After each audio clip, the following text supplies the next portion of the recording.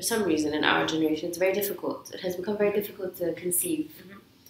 And what they say is if you're in your 30s, that's what scientific research says, if you're in your 30s, you wait for about a year or year and a half, and if that doesn't happen naturally, then you start seeking doctor's advice. Yeah.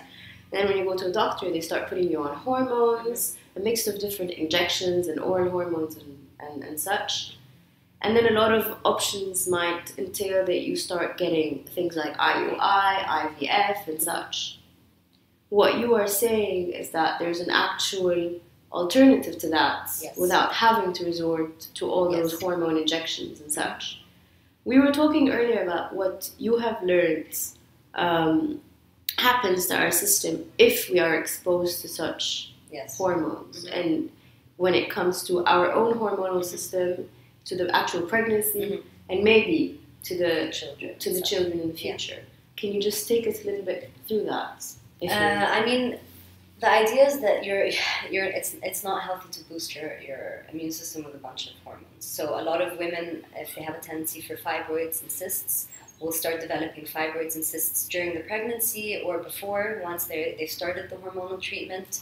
Obviously mood swings, weight gain, things like that, as well as maybe triggering cancer cells. So that's one thing that you want to try and avoid, obviously. I'm not saying that if you do opt for the IVF option that that's going to happen to you, and you can work with herbs and with the massage as well with the IVF, I mean, if that's something that you do opt for. So instead of hormones? Yes.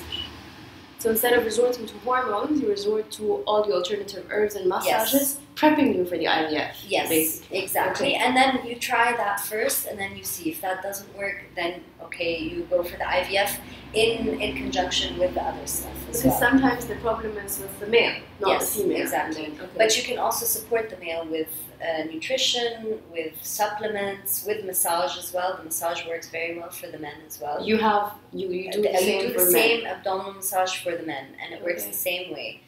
So I would recommend first trying alternative methods such as herbal supplements, even just like vitamin supplements, diet, massage, vaginal steaming, which is a very old tradition that's coming back actually, as well as homeopathy. Homeopathy works very well for women who can't get pregnant.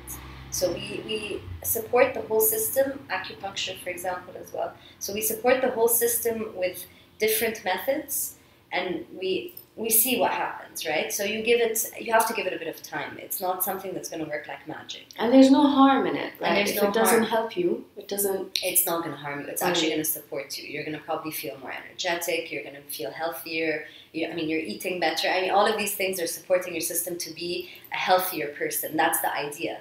So with alternative health, the idea is to bring you into balance. Right? Yeah. It's not about necessarily like making you more fertile. The idea is just that we are all fertile to a certain extent if we have no genetic serious problems. And the idea is that once you put it back into balance, then your system can work. And we live in a time where there's a lot of stress, which is one of the worst things for getting pregnant.